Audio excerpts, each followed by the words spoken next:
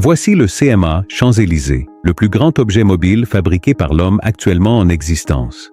Mesurant exactement 400 mètres de long, il est capable de transporter 23 112 conteneurs maritimes standards.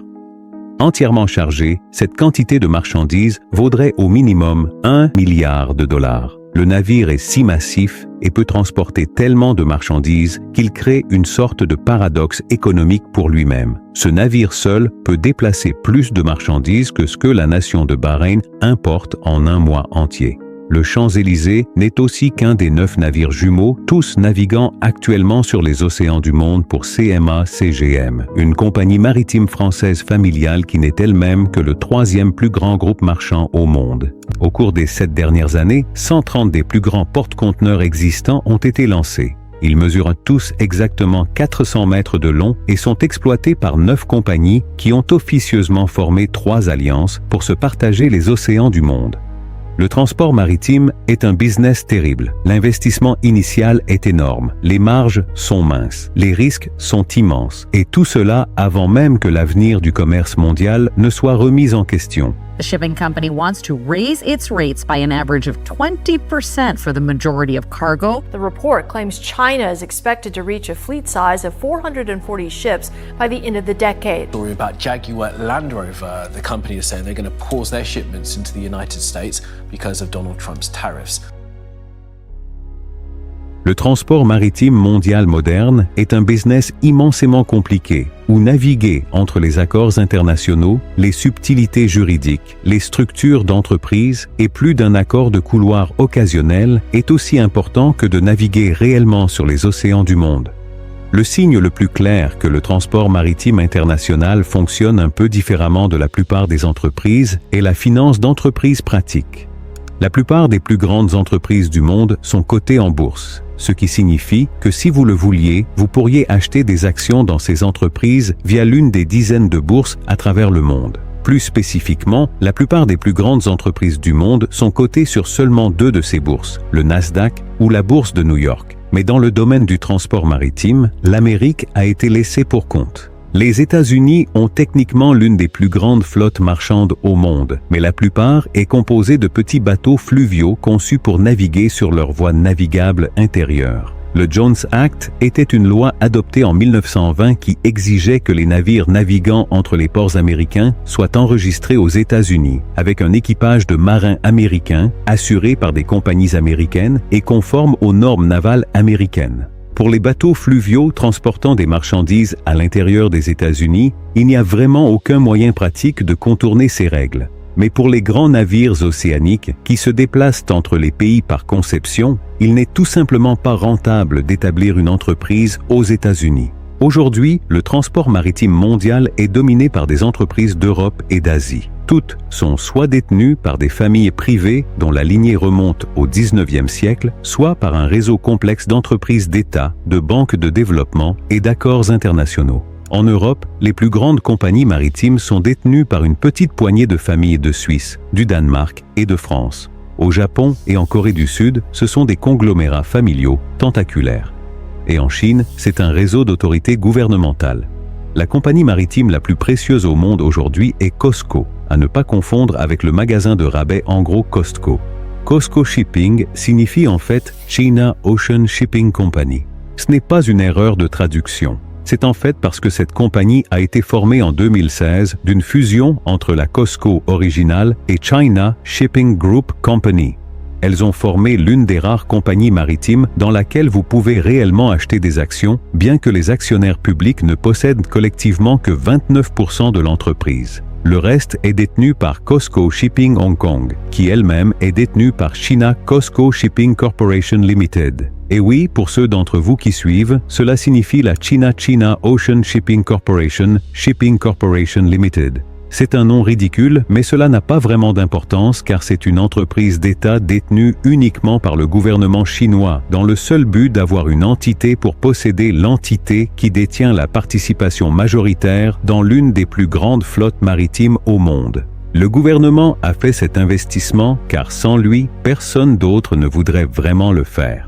Ironiquement, l'investissement public dans le transport maritime mondial a été l'un des premiers marchés d'investissement formels au monde. Les marins marchands aux Pays-Bas offraient des investissements dans leur voyage vers le Nouveau Monde, ce qui permettait aux spéculateurs de partager les profits du thé et des épices qu'ils ramenaient si leur voyage était réussi. Aujourd'hui cependant, l'investissement public dans ces compagnies est extrêmement rare pour une raison simple. Ce sont de terribles investissements. Au cours des 2 dernières décennies, seule une poignée de petites compagnies maritimes ont essayé de s'introduire en bourse de manière traditionnelle. Elles ont toutes soit fait faillite, été radiées de la cote, ou complètement changé d'industrie depuis leur introduction en bourse. Les compagnies maritimes peuvent passer des décennies entre les profits et elles sont à la merci des marchés mondiaux pour le carburant, les matières premières, les taux d'intérêt et le commerce mondial. Alors, d'où vient tout l'argent? Eh bien, statistiquement, il vient de vous. Cela semble paradoxal, mais la plupart des compagnies maritimes ne sont pas dans le business du transport maritime. Elles sont dans le business des services. Prenez Costco. Elle a vraiment 2 fonctions commerciales principales, le transport maritime mondial et ses services de soutien maritime, qui incluent une agence d'achat et de vente de navires d'occasion, un service de courtage d'assurance, une compagnie de fourniture de pièces marines, des fournitures de carburant marin et des revêtements marins. Son activité commerciale générale ne possède pas simplement une flotte de navires. Presque chaque navire individuel naviguant sur les océans du monde aujourd'hui, à l'exception des navires gouvernementaux et des très petits bateaux de pêche, sera enregistré comme sa propre société individuelle. Dans le secteur maritime, celles-ci sont généralement appelées sociétés à vocation spéciale, et le but spécial est de garder le navire complètement indépendant de la compagnie maritime elle-même. La Mediterranean Shipping Company, ou MSC, exploite la plus grande flotte marchande au monde, mais c'est une entreprise familiale dont le siège est en Suisse, un pays pas particulièrement célèbre pour ses activités maritimes. Bien sûr, cela n'a pas vraiment d'importance car la compagnie maritime principale agit davantage comme un fonds de capital investissement qui investit dans d'autres compagnies qui exploitent réellement les navires. Lorsqu'une compagnie maritime veut construire un nouveau navire, elle créera une nouvelle compagnie dans une juridiction favorable aux affaires comme le Panama ou le Liberia. La compagnie maritime principale donnera à la nouvelle société à vocation spéciale quelques millions de dollars qu'elle pourra utiliser comme acompte pour un prêt destiné à construire le navire. Il existe quelques banques commerciales qui se spécialisent dans les prêts aux compagnies maritimes, de la même manière que les banques ordinaires vous prêtent de l'argent pour acheter une maison. Des entreprises comme Mizuho au Japon, Lloyds à Londres, BNP Paribas en France et Macquarie Group d'Australie sont les acteurs clés de ce marché. Elles prêteront jusqu'à 80% de la valeur du navire, ce qui signifie que pour acheter quelque chose comme le Champs-Élysées à 200 millions de dollars, CMA-CGM n'avait besoin que de mettre 40 millions de dollars de son propre argent. Le prêteur virera les fonds directement à la banque du constructeur naval et prendra le navire lui-même comme garantie si la société à vocation spéciale ne rembourse pas son prêt. Ces prêteurs font ces prêts puis les regroupent en titres adossés à des hypothèques maritimes et les vendent ensuite soit à d'autres grandes institutions, soit à des fonds de pension qui veulent un investissement alternatif à revenu fixe. Le navire sera ensuite loué à une compagnie d'affrètement séparée qui exploitera le navire au nom de l'une des compagnies maritimes de marque moyennant des frais. Cette structure est utilisée pour chaque navire de la flotte, permettant aux compagnies de faire aller loin un peu d'argent grâce au pouvoir de l'effet de levier. Maintenant, êtes-vous confus? Bien. Vous devez vous rappeler que c'est l'une des structures commerciales les plus basiques que les compagnies maritimes mondiales utilisent. Cela devient considérablement plus compliqué que cela.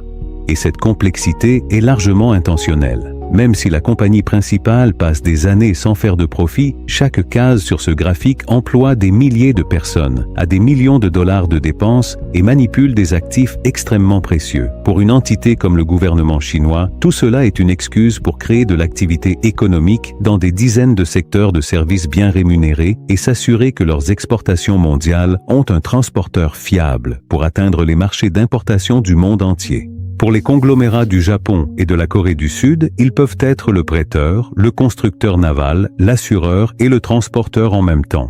Le transport maritime ne rapporte peut-être pas beaucoup d'argent, mais tout le reste est rentable.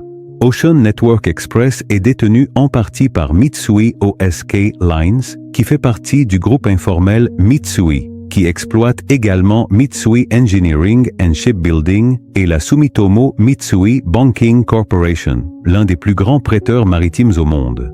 Rien que ces 3 pays, Japon, Corée du Sud et Chine, contrôlent maintenant plus de 90% de la construction navale mondiale. C'est une industrie de grande valeur, non seulement en termes de revenus qu'elle peut générer pour ces pays, mais aussi de l'importance stratégique qu'elle leur confère. Sur un horizon temporel suffisamment long, il deviendrait très difficile de gagner une guerre commerciale avec un pays qui peut simplement vous refuser les outils les plus vitaux du commerce mondial. Et quant aux familles maritimes européennes, elles n'ont peut-être pas leurs propres industries de construction navale nationale, mais elles ont porté la complexité manufacturée à un nouvel extrême. Chaque transaction et accord dans une compagnie qu'elle contrôle est une occasion de retirer juste un peu d'argent pour elle-même. MSC, par exemple, a tellement de filiales gérant tellement d'opérations dans tellement de pays qu'il est simplement au-delà de la capacité d'une seule personne de comprendre pleinement. Chaque compagnie de remorqueurs ou entreprise d'approvisionnement est une opportunité de faire des fractions de pourcents dans une industrie qui manipule des trillions de dollars chaque année, légitimement ou autrement. Ces entreprises opèrent dans tellement de juridictions légales que même si ce qu'elles faisaient n'était pas techniquement légal, il serait presque impossible de le découvrir. Et les gouvernements ne se précipitent pas pour réprimer cela parce que c'est un mal nécessaire pour maintenir le commerce mondial en fonctionnement. Alors la question suivante est, si l'exploitation de porte-conteneurs perd de l'argent, mais que toutes les entreprises entourant les opérations maritimes compensent, pourquoi ces compagnies n'arrêtent-elles pas simplement le transport maritime et ne se concentrent-elles pas sur ces entreprises rentables à la place? Eh bien, malheureusement pour elles, certaines de ces entreprises ne fonctionnent tout simplement pas sans les flux de trésorerie générés par le transport maritime. Pour tirer profit d'une entreprise avec beaucoup de dépenses, elle a besoin de beaucoup de revenus. Et un porte-conteneur peut facilement facturer plus de 60 millions de dollars pour chaque voyage transatlantique au tarif de transport actuel. C'est beaucoup d'argent qui peut se retrouver aux bons endroits. Les navires sont également un actif fantastique pour faire quelques tours financiers, parce qu'ils peuvent se déplacer n'importe où dans le monde. Ils peuvent être enregistrés dans des juridictions à faible imposition. Mais les dépenses peuvent être réclamées par la compagnie principale en Europe ou en Asie, compensant les profits des autres entreprises. Cela semble mauvais, mais ces dépenses incluent également des choses comme l'amortissement. Une compagnie qui dépense 200 millions de dollars pour un navire peut prétendre qu'il perd 20 millions de dollars de valeur chaque année. Et même si cela ne retire pas directement 20 millions de dollars de sa poche, elle peut quand même le compter comme une dépense sur ses impôts. Les navires sont un grand actif qui est acheté et vendu fréquemment. Donc, une fois qu'ils sont payés, ils peuvent être refinancés avec un refinancement en espèces pour donner de l'argent à l'entreprise de manière fiscalement efficace. Donc, même s'ils ne sont pas si rentables, ils sont un moyen efficace d'accéder à un financement agréable et bon marché. Un peu comme un bien d'investissement pour l'aristocratie européenne moderne ou les conglomérats orientaux. Cependant, la finance intelligente ne peut mener une entreprise que jusqu'à un certain point. Et si l'industrie entière s'arrête parce que le commerce mondial est en question, alors tous ces navires qui ont été commandés au cours des 7 dernières années vont se faire concurrence pour une quantité de plus en plus petite de fret mondial. Il y a 3 ans, lorsque ces navires étaient lancés, les taux d'intérêt sur les prêts maritimes étaient inférieurs à 2%, et les compagnies pouvaient facturer des prix records pour déplacer des marchandises dans le monde entier. Les temps étaient bons. Mais maintenant, les taux d'intérêt sont 3 fois plus élevés qu'ils ne l'étaient à l'époque, et personne ne sait à quoi s'attendre ensuite avec les tarifs douaniers et les guerres commerciales à l'horizon.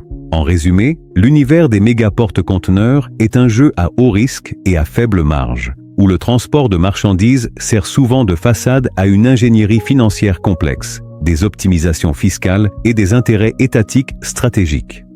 Alors que le commerce mondial fait face à de nouvelles incertitudes et que les taux d'intérêt grimpent, ces géants des mers de 400 mètres, autrefois symbole d'une efficacité absolue, représentent désormais un pari colossal pour les familles et les entreprises publiques qui les contrôlent. Si ce décryptage de l'économie cachée derrière les plus grands navires du monde vous a passionné, n'oubliez pas de liker la vidéo et de vous abonner à la chaîne pour ne manquer aucun de nos prochains reportages sur les mécanismes qui façonnent notre monde.